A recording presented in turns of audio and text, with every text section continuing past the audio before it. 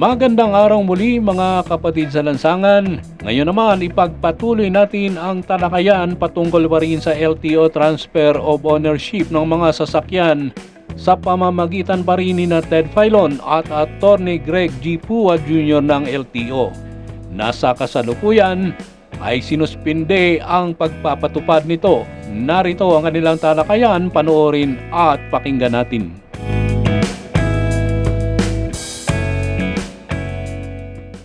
Okay, nasa ating linya po ngayon si Attorney Pua. Magandang umaga po, Attorney.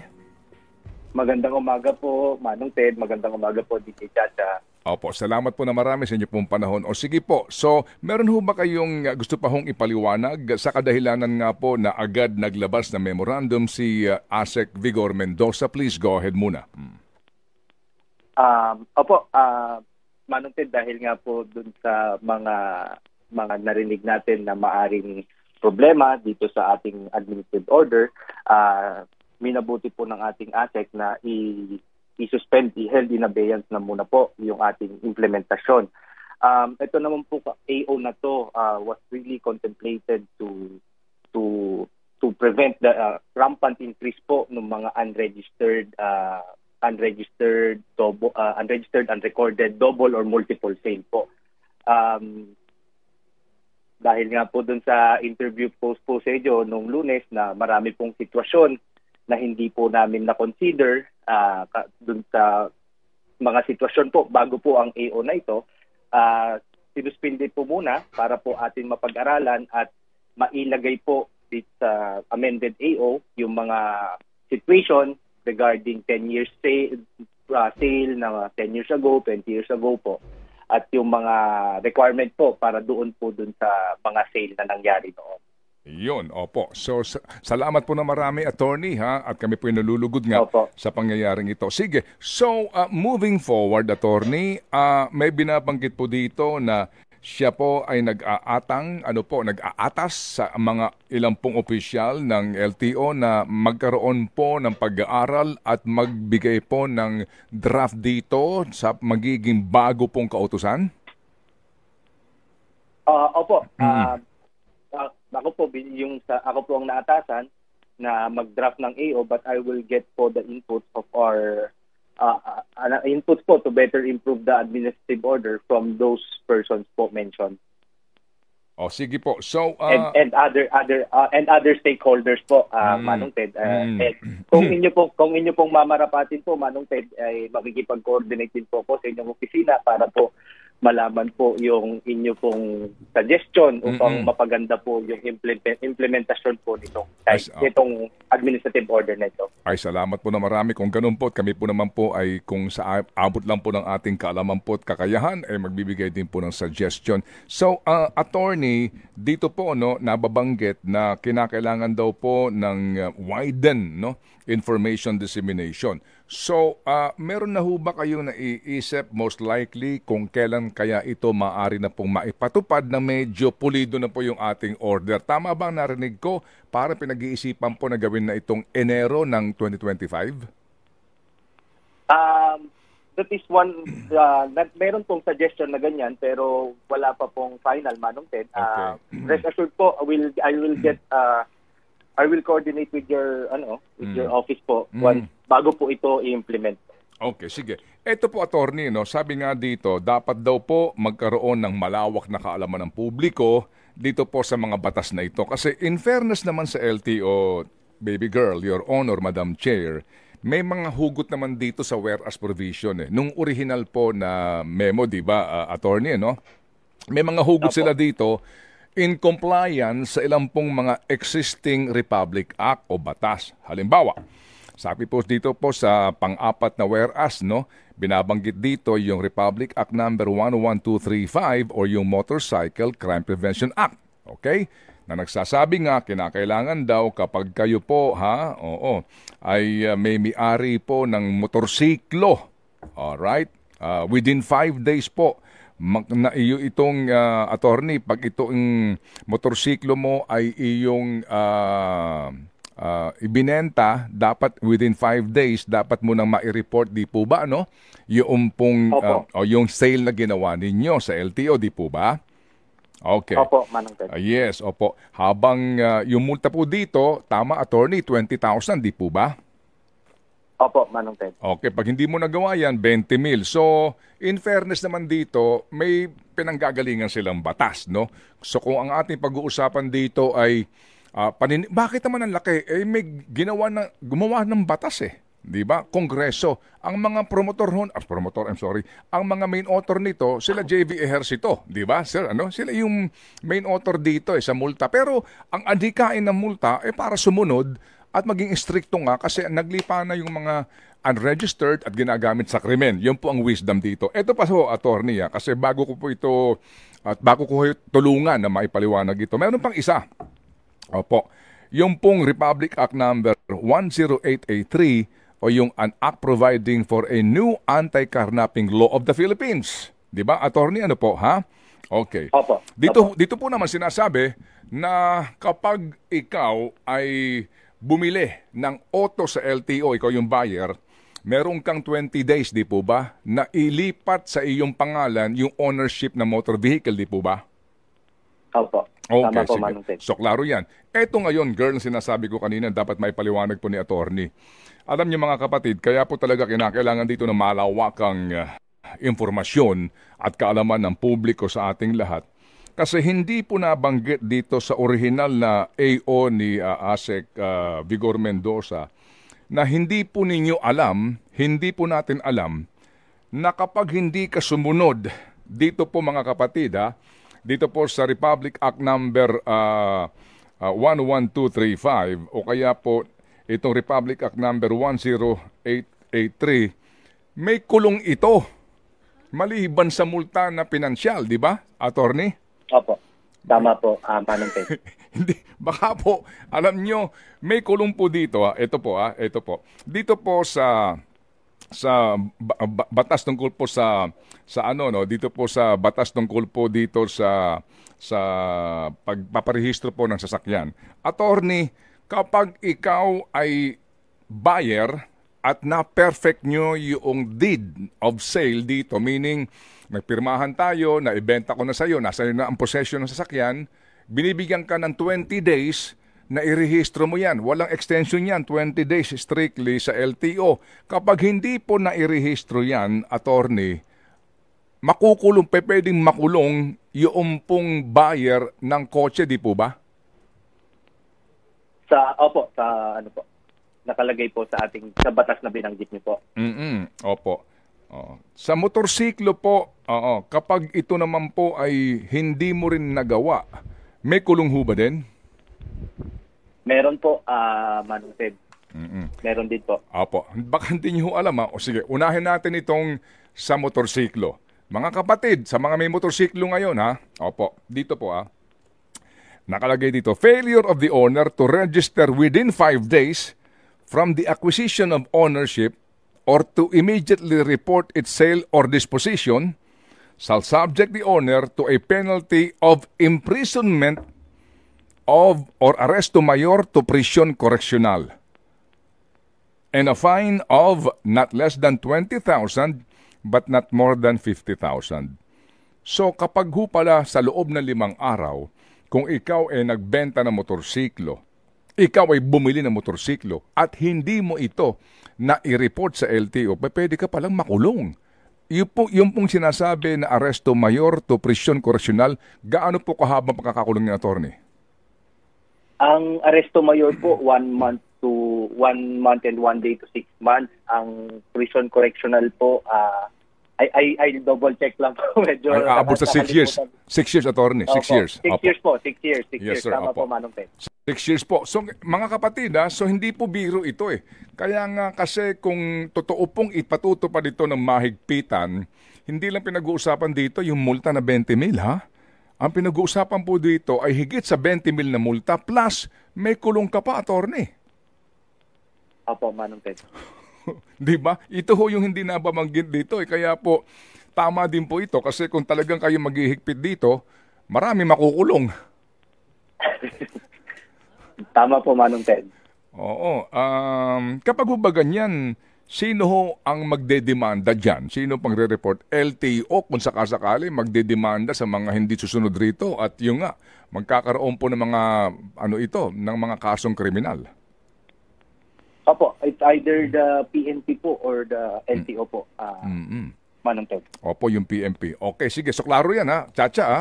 Ano yun mo, ha? Tandaan mo to. Baka may motorsiklo ka dyan, may benta mo. Well, dadalawin na lang kita. Ito ho naman, ha? Sa mga sasakyan. Opo, ito ho yung. Kasi itong batas po ng Motorcycle Crime Prevention Act na ito, March ito 2019, effective. Ito po namang Anti-Carnapping Act na ito, lapse in tulo ito July 17, 2016. Okay, so may cut-off ito. Okay. Dito po sinasabi, no, attorney, paliwanagan niyo po kami, no. Ang sabi po dito, ang sino man sa section 8 nito, no, ang sino man, alright, na magbebenta, pati nga po yung pagpapalit ng makina, chassis, engine block, etc., no. O, lalo na kapag nagbenta ka, dapat daw iparehistro mo sa LTO within 20 working days upon purchase or acquisition of a motor vehicle. O yung mga substitution po na binabanggit ko, makina, engine block, chassis, etc. Okay. Kapag daw po hindi mo yan na iparehistro sa loob ng 20 araw, attorney, presumed carnap vehicle ito. Opo. Yun po yung Di ba, attorney? Opo. Tama po, Manong Ted. Okay. Pag presumed carnap vehicle, ano pong sinasaad na batas? Ilang taong kang ikukulong kung kakasuhan ka dito? Nakalagay po sa Section 3 nung yung anti-carnapping law, Manong Ted, is imprisonment for not less than 20 years and 1 day, but not more than 30 years po. But when the carnapping is committed without violence against or intimidation of person. Yun po. Kapag mayroon naman pong intimidation, 40 years naman po. 30 years to 40 years po, Manong Ted. Oo. Kumbaga kung talagang carnapper ka, di ba? Kung talagang inagaw mo yan, ninakaw mo yan, na sasakyan, yun pong kakaharapin mo. Pero dito, kapag hindi mo lang siya na ilipat ng ownership sa iyo within 20 days at presumed carnap yan, yung burden of proof nasa sa iyo, di ba, attorney? Yung bumili, di ba? Opo. Pag hindi, pag hindi mo napatunayan yun at kinasuhan ka dito, pwede kang makulong ng hanggang 20 taon. Opo, Manong Ted. Okay, sige. So, attorney, yung nga po, ngayon klaro na, ha? Opo, klaro na po itong batas na ito. Kaya po ako nga nabahala po kami nung laliman pa po namin po ang ating pag-aaral dito na mukha pong doon sa puntong yon hindi po nabigyan ng pansin ng LTO. Yun, sa memorandum po ni ASEC Vigor, itong informasyon na ito, na sa ganun po, magkaroon din po ng pagkabahala ating mga kababayan, hindi lang ito multang pera, di po ba, attorney? Opo, Manong Ted. Nagpapasalamat po kami sa inyo dahil nabigyan kami ng pagkakataon po dahil po sa programa po nito. Okay, sige. So, katungan nyo kami dito para nga po sa tamang informasyon. Sige po, ganito. Ano pong aming asahan sa LTO ngayon? Sa usapin po muna ng effectivity nito kung sakasakali. Kasi yung pong Republic Act number 11235, ang kanyang effectivity po ay March 8, 2019. So, prospective po ito. Ito ho namang anti-carnapping law na bago ay 2016. Okay? So, how do you manage that na mabalansi po ninyo? Kasi kung effective 2016 ito, baka marami din pong sumabit dito. Tapos, meron pa ho tayong 2019 sa motorsiklo. Kung yung pong pagbabasehan natin ng effectivity po ng batas, mukha din pong baka marami din po na ang marami na din po dito ang lumalabag. Opo, Manong Ted. Yun po, kasama po sa aming while the RAO po, kasama po yan sa ating pag-aaralan pang muli at para ma-clear na po doon sa lalabas po na amended administrative order kung ano po yung saan i-apply po yung taking into consideration po yung tulo. Oo. That is now a prejudicial question siguro, attorney. Kasi kung meron na po, kasi nung una pong ating diskusyon, parang retroactive nga, di ba, lumalabas kasi wala pong cut-off time, no? Walang cut-off period. Pero ngayon po, naklaro na nga po itong mga provision ng batas, meron na po talagang date, no? At saka taon ng effectivity nito hong mga penalties na ito. Paano kaya yan? Ngayon pa lang po, attorney, kayo po bilang isang abogado, pag pag nag 2016 cut-off ka dito, dami hong makukulong nito. Ang daming magmumulta nito. Kung 2019 sa motorsiklo, may libo-libo din po malamang ito. Kasi nga na hindi po nag-transfer na ng ownership, may kulong pa. Opo.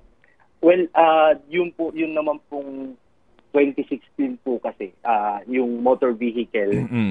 The definition sa under 4136 po, wala naman pong sinasabi dyan na motor vehicle and motorcycle. Motor vehicle is defined, yung broad po, any motorized na sasakyan. So kasama po doon yung motorcycle. Ganun din po dito sa, if you will read yung new anti-carnapping law, it does not distinguish whether it is a motorcycle or a motor vehicle.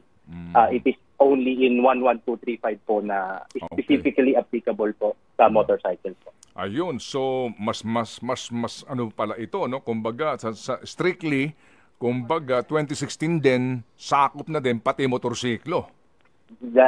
If we will define po yung motor vehicle po, Manong Ted, tama po.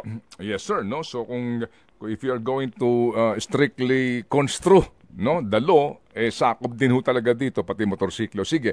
So ngayon pa lang po, attorney, gaano po kahirap kaya ito? Kung sakasakali, dahil hindi ho naman kayo may gawa ng batas, no? Kayo lang po itakapagpatupad ng batas dito. Paano po ito sa palagay po ninyo? Anong remedyo po dito? Magkaroon po doon sa mga legit, doon po sa mga ignorance lang po ng ating mga kababayan to follow the law.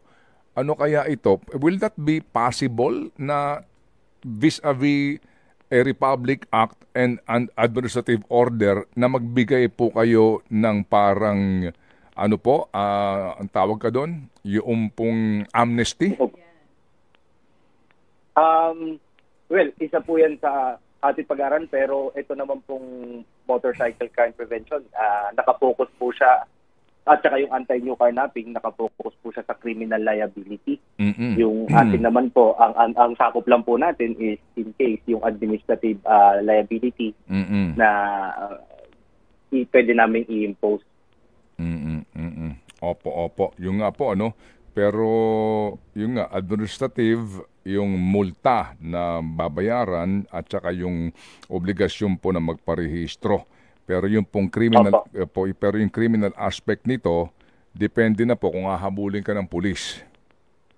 Opo. Tama po, Manong Teddy. At kung pagpapaliwanagan ka sa presinto. Opo, tama po, Manong Ted. Tama po. Sakit sa ulo nito, no? Ito kaya nga po. Kaya po, Manong Ted, kahit po suspended po ang ating administrative order, ni-encourage po natin yung ating mga kababayan po na nagbenta po ng sasakyan, ipagbigay alam niyo po sa amin sa LTO po para po matransfer naman po yung sasakyan po sa inyo. Okay, sige po. So muli po, ano, Tsa, may tanong ka ba? Kasi mukhang klaro na po ito at katuwang nga po natin ng LTO dito sa pagpapaliwanag para mas maintindihan natin yung bigat po ng mga kaparusahan dito sa batas at maging dito po sa AO ng LTO. Sige po. So, Attorney Greg, kami po'y balitaan nyo kung meron na po kayong draft dito at muli po ang aming pong programa ay maaari po nating magamit sa pagpapalaganap po, pagpapalawak ng informasyon, tamang informasyon tungkol po sa adhikain po ng LTO. Hanggang dito na lang muna tayo. Sana mag-subscribe kayo at mag-like.